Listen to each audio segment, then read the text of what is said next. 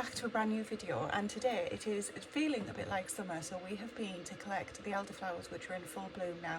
Normally the elderflowers come in between May and June time here. They're a little bit later than down south. We're in the north east of England. This is the first year that I've known the elderflowers come at the same time as the gooseberries. It's a little later than normal, which is absolutely perfect because I will be making some elderflower and gooseberry recipes coming up very soon. But today it's obligatory that you have to make elderflower cordial if you live anywhere near an elderflower tree. So we have been foraging this morning. Stephen and I went and we have picked quite a few elderflower blossoms. We've left plenty for the bees and the other insects, but also importantly we've left some that will turn into elderberries for later on in the year. So plenty to share around, plenty for the birds in the autumn, and there's going to be plenty for us to go back to make our elderberry concoctions later in the year too. What I've been doing whilst I've been getting set up here is I've taken 1 orange and 3 lemons, and I've taken the zest off them. I've actually just used my vegetable peeler and just pared them, I think that's the right phrase, rather than trying to zest them with the grater, which I find very tedious. So that's what that looks like. I'll quickly go through the ingredients with you, and it's a 2-stage process again. So today we're going to get it ready so that it can infuse, and then tomorrow we'll strain it and actually make the cordial. I'm going to get 2 batches of this on the go, so that's why I've got 2 bowls. You will only need 1 fairly large bowl that will hold about 2 to 3 litres of liquid. And for stage 1, what you'll need is about 25 elderflower heads. So there's varying sizes, as you can see here. About 25 on average is absolutely fine. You're going to need the 3 lemons and the 1 orange that we've already talked about. You're going to need some water, about 1.5 litres of water, and we're going to get them all infusing in a bowl, but the water needs to be boiled. So I've just got the kettle on, bringing some water to the boil, and I'll show you what the next steps are. Now it doesn't get much easier than this recipe. We're going to take 25 heads and put them in the bottom of the bowl. Give them a shake, make sure there's no bugs on them, but don't shake them too vigorously because you don't want to get rid of all of the goodness on them. I don't know if you got sick of counting, because I lost count. So that's looks about enough for me. We're going to add the lemon and the orange peel or zest if you've zested it. That'll help keep those submerged as well. And we're literally going to pour over 1.5 litres of boiling water. So in there we've got the zest of the lemons and the orange and the elderflower heads. That's it. You may see 1 or 2 bugs that want to escape. I'm not too worried about that. We are going to pour over 1.5 litres of boiling water. Normally I'd have boiling water in a glass jar. Today I've got it in a plastic jar, a tub. It's a little bit more dangerous because they're a little bit flex in them, so be careful if you do that. I'm going to juice these shortly, but we're not adding them to the mix in stage 1. So literally, let's pour this over. I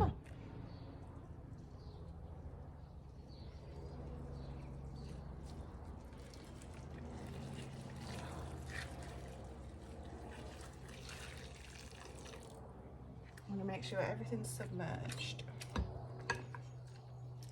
Any elderflower blossoms that are still exposed may go brown, so try and get everything underneath. And then we're going to cover that and leave it for 24 hours. It says just leave it overnight, whatever suits you. The longer you leave it, the more infused it will get, but not longer than, you know, the 24-36 hour period. So it's like lunchtime or something today. I'll probably do this tomorrow morning for stage 2. So, you know, under 24 hours probably, but more than 12. So I'm going to get my next batch on because I'm making 2 batches, and I'll pick back up with you tomorrow for stage 2.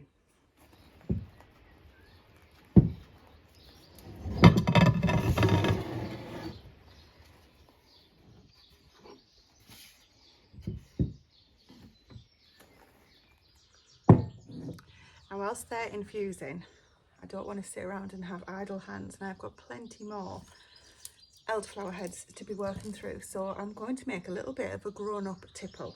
I'm going to take some elderflower blossoms and a fork, and I'm going to literally scrape off the little florets into a pint jar, so about 500ml jar, and then we're going to infuse it with just a cheap vodka. This is actually gin. I don't have vodka in the house at the moment, so this is what we're going to do. I'm not going to make a special effort to go and get some vodka, and we're going to do an elderflower flavoured gin. And as well as that, we're going to make an orange liqueur or a lemon liqueur, because apparently together they taste really nice. So a bit more of a grown-up one.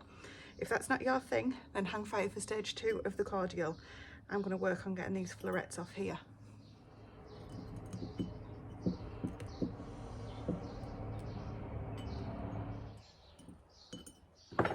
So I think my fork is a little bit too wide. The teeth are a little bit too far apart on it, so I'm just going to snap them off. And you want about 30 small heads, and you're just looking just for the blossomy bits. I'll come back to you in just a moment.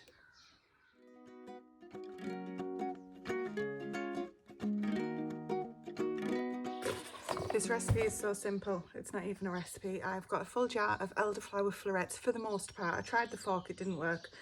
It works very well with the berries. And a little tip in case I forget to give it to you in the autumn, when you get the berries off the elderberry tree, if you freeze them, just flash freeze them in the freezer, and then you can use a fork to take the berries off. Works amazingly, and you don't get covered in look like you've been at the scene of some sort of crime. Now what I'm going to do is get some plain granulated sugar. Take my elderflower florets, I've got to concentrate here because I'll miss, and I'm just going to sprinkle some sugar over the top. 1 to 2 tablespoons to taste. The sugar is nothing to do with the preservative, the alcohol is the preservative, it's purely to sweeten up the taste. And I'm literally going to pour the gin or vodka over the top like so. I'm being very dangerous doing it that way. Let's go down here, concentrate Tracy, and I'm just going to fill them up. Put the lid on. These aren't sterilised jars, just washed and clean. Can fit a bit more in there, can't we? And then I'm just going to give that a little bit of a shake. It's a reused lid because we're not canning. What did we have? We had chili with this lid. Very nice. Just make sure we're not going to lose anything. Gentle shake for the sugar. And then we're going to leave this for a couple of days only. We don't want it any longer than 2 days, then we will strain it and I'll give it a taste test. Now apparently this goes super well, as I say, with the lemon liqueur that's also in the book. This is a River Cottage book, surprise, surprise. Oh, does that help? Yeah, it's the booze one. And it's written, I think it's just by John Wright. Yeah, I mean, John Wright is just fantastic. So we will see what this tastes like in a couple of days. That'll mean it'll be midweek tipple. I'll be back and I'll let you know. Stage 2, welcome to the next day. As you can see, things have got a bit busier since we last spoke. I've got rhubarb cordial that I'm going to be doing separately to this on, I don't think I'm going to do a video on that one this time, but maybe in the future. So this elderflower cordial, the infusion, has just been left there overnight outside. Haven't put it in the fridge or anything like that. We are going to strain this now. The first way that I'm going to strain it is just through a standard colander sieve, and then I'll probably, depending on how many bits go through, I'll probably put it in through a jelly bag or a muslin bag. Best way to do that is to scald the bag first so that it becomes wet effectively, and that the cordial doesn't just soak into the bag, it actually just strains through. You want to do that with boiling water, but as I say, first up we're going to do it through a standard colander and sieve, get out as many of the bigger parts as we can and get those composted. I've also juiced the lemons and 1 extra orange, which I've juiced them through the juicer, just because we're using that at the moment with it being such nice weather, rather than just manually juicing them. So there's probably more juice there than I would normally get. And I did have an extra orange because yesterday I also made, as you saw, the orange infusion there, and I didn't want that orange to go to waste. So it won't make any difference to the recipe. It'll just, in terms of preserving it or anything like that, it'll just give it a slightly different flavour. So I'm going to get on with that now. I'm going to work just over here to get everything strained because I'm running out of, maybe I can make space, we'll see. First up, I'm going to need to go and grab a big pan.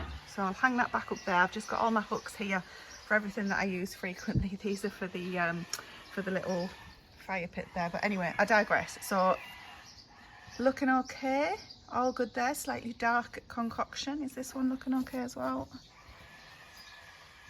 Yes, probably just dark because the elderflowers will discolour obviously during this process. I need a pan to be able to strain these into. I'll do both recipes, both bowls in one pan now that we've got this infusion going on. Right, I've gone and grabbed this pan. This is a 5 litre pan, so 5 litres is up to here. So I'm hoping, because this is supposed to make 4 litres, I'm hoping that that's going to be a sufficient size. I'm just going to strain it directly into that pan first, and then we'll go from there.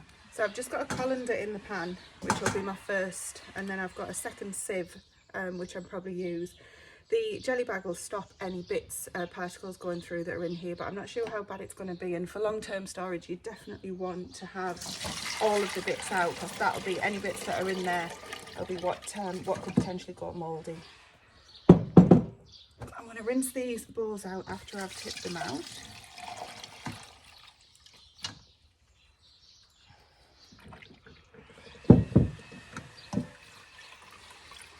And then from the pan, I'll use the sieve and strain it into a clean bowl. Now this is quite a dark mixture. It's not always the same colour. Every elderflower tree is different. The longer you leave it, the more colour it'll take on. You could infuse it for a lot less time if you wanted to.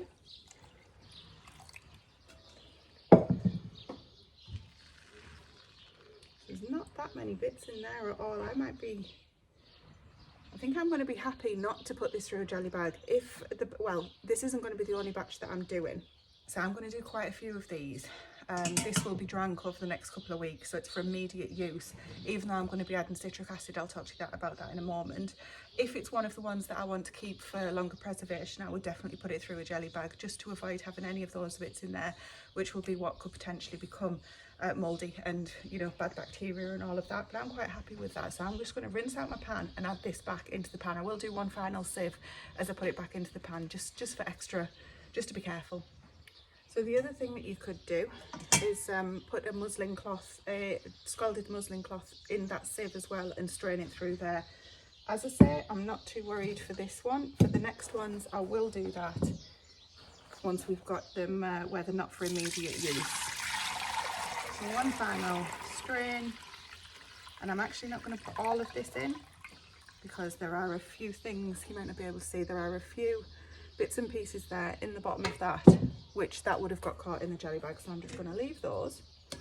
And so we've now got all of our mixture into the tub, and that is about 2.5 litres in there now. So the next stage, I'm going to measure out 2 kilos of sugar. It's 1 kilo per batch.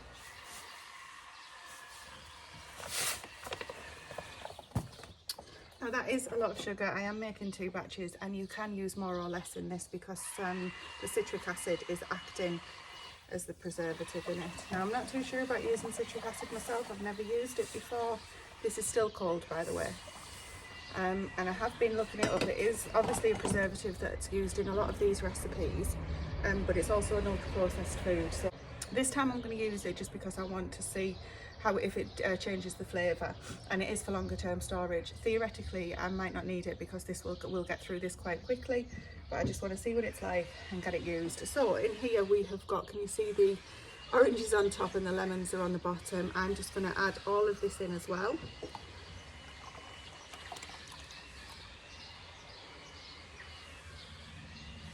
And we're going to slowly heat this. Wow. I have to say, it doesn't look that appetising. Let's hope it tastes good. Now, so this is the citric acid that I've got here, and interestingly it does say citric acid is a popular ingredient that can be used in several ways. The most popular use of citric acid is to make a cordial, particularly elderflower cordial, but it can also be used as a natural cleaner.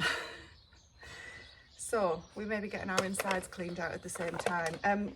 What's your input? Do you have any feedback on citric acid? So I am very consciously looking at ultra processed foods and things at the moment, and I know to keep this elderflower cordial short term, you wouldn't need to add the citric acid.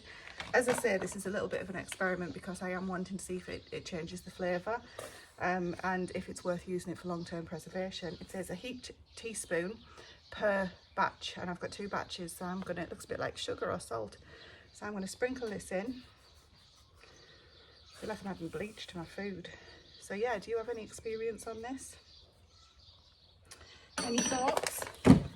The other thing that I'm also doing, in case this isn't very nice or we're not comfortable with it longer term, I'm drying some of the elderflower heads. I have got a bag of them in the freezer as well, but I'm also going to dehydrate some so that if this doesn't work out, we can kind of make it when we want it.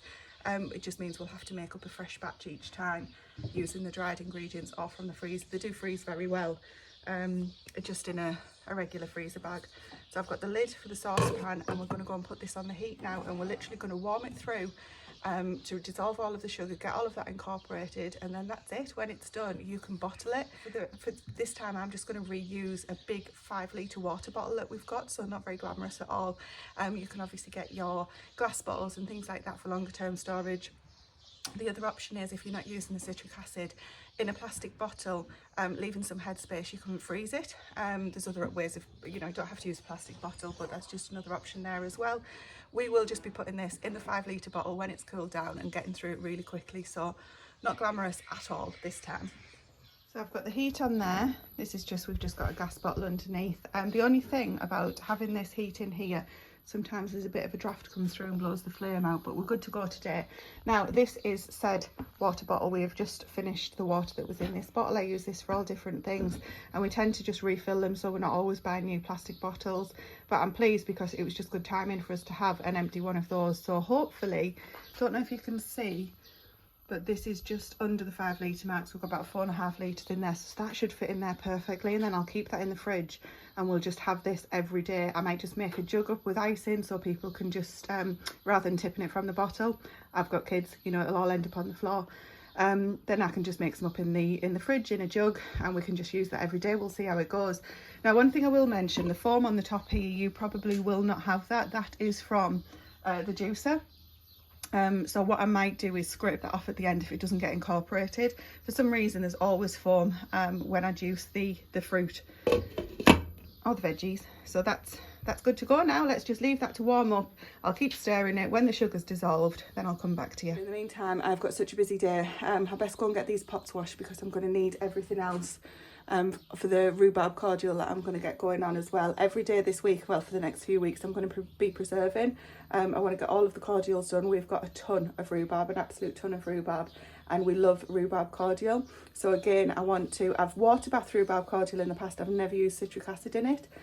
So I've been asking on one of the Facebook groups that I'm on what people's recommendations around that, because Pam Corbin's recipe, who I'm following, says use the citric acid in this recipe, the elderflower one that I'm pointing at, but it doesn't mention it in the rhubarb one. It says about water bathing it to prolong the shelf life. So not sure why, if citric acid was an option, why she wouldn't have put that in. As you can see, this is steaming and most of the froth that was on the top has gone now, so I'm just going to stir that in. I have had a cheeky little taste. It is absolutely delicious. So of course I'm not going to put this into the plastic bottle red hot. I'm just going to leave this cool, and then I will pour it in once it's completely cooled. At this point you could filter it again through a sterilised cloth if you wanted to. Obviously, you know, anything that's left in there, any particles and things like that, that would get that out. I'm really not bothered at this stage. This will be gone in absolutely no time. But as I said, next batches I'll probably be a bit more thorough on, just so that they are ready for the winter pantry. What I've actually done as well, let me show you this. In the dehydrator I've just got some orange peel there, which I thought, instead of wasting it, it's not on at the moment because it's not full, but instead of wasting it and just putting it on the compost, so it wouldn't be a waste, it would be going on the compost. What I've done is the bits that were reasonable, so not the end bits where the pip was on or anything, not the pip, you know, where it grows off the plant. I've left those for the compost, but the rest has gone on here. And then what you can do is just put that in a jar, an airtight jar. Well, it doesn't have to be an airtight jar. Once it's dehydrated, pop it into a jar, and you can use that whenever recipes call for orange peel, or you could use it in tea and things like that. The peel's obviously very bitter compared to the fruit and the pulp. What I'm not sure about at the moment, in the juicer there, I've got a lot of the pulp. I'm wondering if I could dehydrate the pulp as well and use that for something, so I'll have a little look and research that. Now, if you've enjoyed this, please do give it a thumbs up. If you're interested in more preserving recipes, foraging, any recipes in general, or even just what we're up to here on the small holding, there's a whole host of videos that you could go and watch, but maybe think about subscribing and joining us for all of the future adventures that we've still got to get to. So thank you for watching, thank you for your valuable time, I do appreciate it, and I am off to crack on with the next recipes. I'm going to have something to eat first though.